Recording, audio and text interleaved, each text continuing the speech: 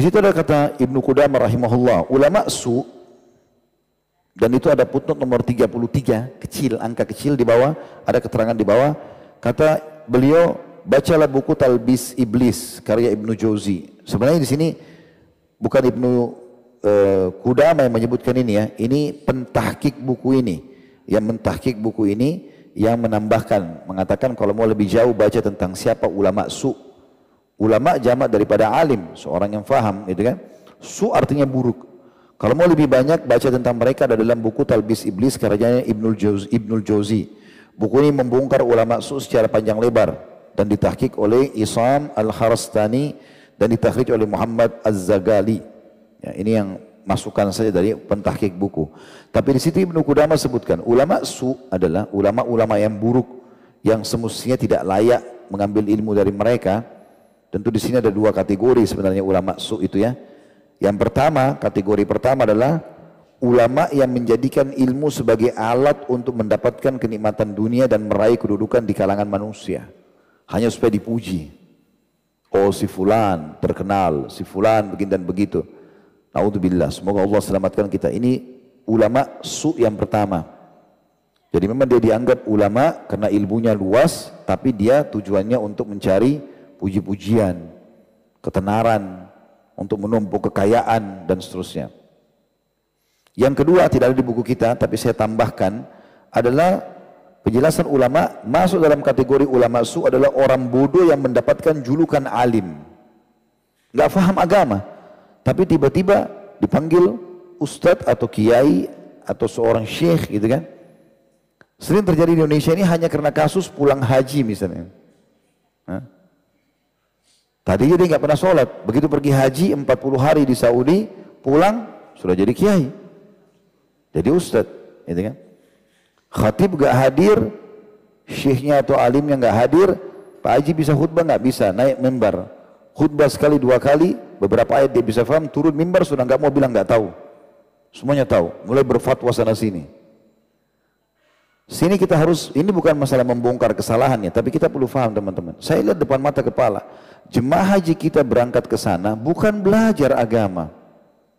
Sibuk ibadah iya, dari hotel penginapan ke Masjid Haram, ke Masjid Nabawi iya. Mungkin sesekali ada pengajian dari ustadznya, tapi nggak setiap hari. Mereka pun mungkin tidak semua paham bahasa Arab sehingga tidak bisa hadir di halaqahnya para ulama. Walaupun mereka selama 40 hari belajar tiap hari agama, masih belum bisa dipakai berikan julukan alim. Apalagi kalau dasarnya tidak belajar gitu. Ya. Makanya harus hati-hati. Julukan alim harus pada tempatnya. Begitu juga ada orang yang baru 2-3 kali datang dalam majlis, tiba-tiba merasa diri sudah hebat. Dan ini sebabnya saya sudah jelaskan itu. Awal kisah yang dibahas oleh sebagian ulama, munculnya banyak sekte-sekte dalam Islam. Bermula dari zaman generasi tabi'in. Mereka datang kepada Sa'id bin Musayyab, mereka datang kepada Sa'id bin Jubair, mereka datang kepada Hasan Basri, mereka datang kepada Sufyan al-Thawri, datang kepada Atha bin Abi Rabah, datang kepada banyak ulama-ulama pada saat itu. Mereka belajar tapi cuma duduk seminggu 2 minggu, pulang ke kampungnya lalu bilang, saya muridnya Hasan Basri, saya muridnya si fulan. Maka orang kampungnya tahu nama-nama ulama-ulama ini, dianggaplah dia juga seorang alim. Maka mulai mereka membentuk halaqah-halaqah di kampungnya dengan keterbatasan ilmu. Nah, supaya mereka tidak disalahkan, mereka bentuk ya cara sendiri beribadah keluar dari syariat. Ya. Ini sering disebut dengan tariqah. Jalan-jalan menyembah Allah tanpa mengikuti syariat. Syariat itu untuk orang awam. Ya, padahal Nabi SAW mengikuti syariat, para sahabat ikuti syariat. Dia karena terbentuk dari pemahaman orang yang dasarnya tidak punya ilmu agama, awalnya keluarlah tarikat ini, tarikat itu, tarikat ini segala macam. Dan akhirnya mereka punya cara ibadah sendiri yang Nabi dan para sahabat tidak contohkan. Supaya tidak diserang, maka mereka buat sendiri cara-cara ibadah kepada Allah. Dibentuklah makam-makam. Makam satu harus istighfar sekian ribu kali, harus sholat makam kedua sholat sekian ribu rakaat, makam ketiga sampai makam tertinggi jadi wali nggak perlu sholat. Iya terjadi, nggak perlu sholat. Bahkan di Indonesia terjadi, semoga Allah berikan hidayah, dianggap waliullah, gitu kan? Dia bisa hadir ke Mekah bolak-balik. Ya. Ditanya sama muridnya, dari mana anda? Saya baru pulang dari Mekah sholat. Pertanyaan sederhana sekarang, sholat apa yang anda lakukan? Kan selisihnya 4 jam, 4-5 jam. Sekarang muridnya baru sholat duhur di Indonesia, dia juga bilang baru pulang dari sholat duhur di Mekah. Duhur belum masuk di Mekah, gitu kan. Tapi subhanallah terjadi. Saya pernah temuin orang begitu, ada orang saya temuin di sini datang, dia bilang ada guru saya hebat, karena waktu dia lagi haji, kan itu sempat tertumpah sambal di baju ihramnya di Arafah. Waktu dia pulang Indonesia, gurunya bilang, saya sempat hadir lihat kau di Arafah, padahal gurunya di Indonesia, nggak pergi haji. Saya lihat kau di Arafah, tertumpah sambal kan di baju ihrammu. Lu kok guru tahu? Ya iya, saya kan memang hebat itu. Ini banyak terjadi, penipuan.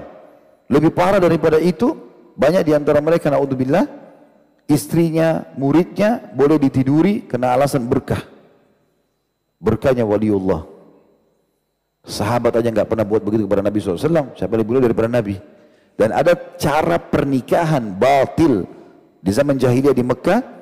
Itu pernikahan seperti itu. Jadi kalau ada seorang suami, dia nikah sama laki-laki nikah sama seorang perempuan, lalu di Mekah itu kalau ada satu tokoh masyarakat, orangnya tampan, kaya, pemberani, dia sengaja suruh istrinya tidur sama laki-laki itu supaya dapat bibit spermanya.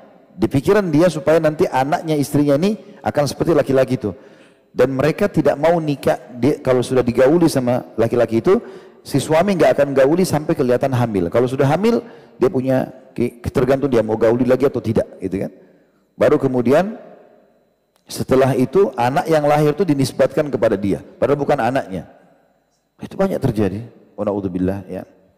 Tentu saya tidak menyinggung siapapun, tapi kita bicara secara global karena banyak sekali keluhan dan masalah di masyarakat yang saya temui. Bahkan saya pernah temui orang di sini di kota Makassar datang kepada saya, dia cerita kalau dia sering bertemu Jibril. Saya angkat tangan, ilmu saya tidak sampai ke situ.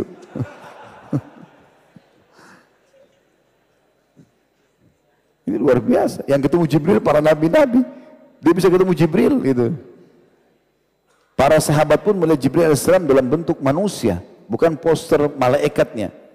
Pada saat terjadi perang Ahzab, gitu kan, Nabi SAW disuruh untuk menyerang suku Quraidah, Jibril datang. Karena Nabi SAW sebutkan, apakah kalian lihat Dihya al-Kalbi? Dihya al-Kalbi seorang sahabat Nabi yang menggunakan kuda dan ada di pelana itu ada beludur biru, kain beludur biru. Kata mereka, iya ya Rasulullah, itu Jibril. Datanglah ke sana, kejar dia. Tapi dalam bentuk manusia, bukan melihat poster malaikat. Ini dia nyatakan lihat Jibril depan matanya. Ini luar biasa. Dia bilang sama saya gini, Ustaz, ada teman saya lebih hebat. Kenapa? Dia bilang, saya lagi duduk sama dia, terus tiba-tiba dia mengatakan, diam, itu Jibril lagi senyum sama saya. La haula wa la quwata illa billah. Khurafat di atas khurafat semua. Maka itu contoh, banyak orang begini, ya. Semestinya ilmu syar'i yang benar justru makin melahirkan ketawaduan, merendah, makin merasa kurang. Kalau antum ikhlas dalam menuntut ilmu, ikhwas sekalian, semoga Allah ikhlaskan kita semua. Kita selalu makin kita belajar, kita makin merasa diri kita tidak tahu. Kata ulama itu tanda-tanda keikhlasan dalam menuntut ilmu, karena kita jadi haus terus mau belajar. Tapi kapan belajar sekali dua kali sudah merasa alim, ini waswas syaitan. Ya. Kata beliau di sini, saya ulangi kembali, ulama su adalah para ulama yang menjadikan ilmu sebagai alat untuk mendapatkan kenikmatan dunia dan meraih kedudukan di kalangan manusia.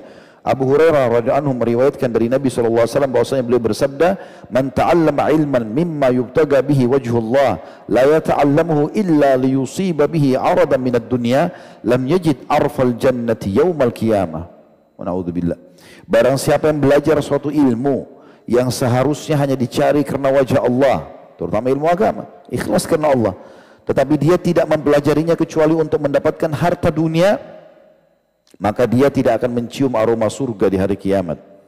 Hadits ini diriwayatkan oleh Imam Ahmad di nomor 8431, Abu Dawud 3664, dan juga tercantum dalam Sahih Abu Dawud nomor 3114, juga Ibnu Majah nomor 252. Juga sabda Nabi alaihi salatu wassalam, "Man ta'allama al-ilma liyubahiya bihi al-ulama wa yumariya bihi as-sufaha aw yasrifa bihi wujuhan nas ilai fahuwa finnar." Dan ini dalil yang saya baru bacakan ini masuk dalam sebagai penguat contoh yang kedua ulama su' tadi. Orang yang dapat gelar alim tapi dasarnya bodoh. Banyak sekali itu ya. Mereka tidak tahu apa-apa. Kalau kita ngobrol sama dia, nggak ada background agamanya gitu. Ya, saya berapa kali pernah masuk ke dalam satu masjid mendengarkan khutbah Jumat, saya nggak tahu ini orang dari mana ini, gitu loh. Asal ngomong saja gitu. Cerita juga aneh-aneh gitu, yang tidak pernah ada orang faham.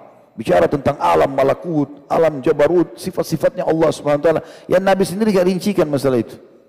Orang yang dengar bingung, apa ini orang ngomong apa gitu. Seperti ilmu yang baru gitu. Padahal sebenarnya Islam tidak seperti itu. Kata Nabi SAW, barang siapa menuntut ilmu untuk menyaingi para ulama, ini biasanya orang-orang yang memang bodoh, yang mengaku alim, dia hanya supaya tampil bersama dengan orang itu atau dengan ulama, atau mendebat orang-orang bodoh, atau memalingkan wajah manusia kepadanya untuk mencari ketenaran, maka dia di neraka. Hadis ini diriwayatkan Tabarani dalam Mu'jam al-Awsat dan juga Al-Bazzar di nomor 178.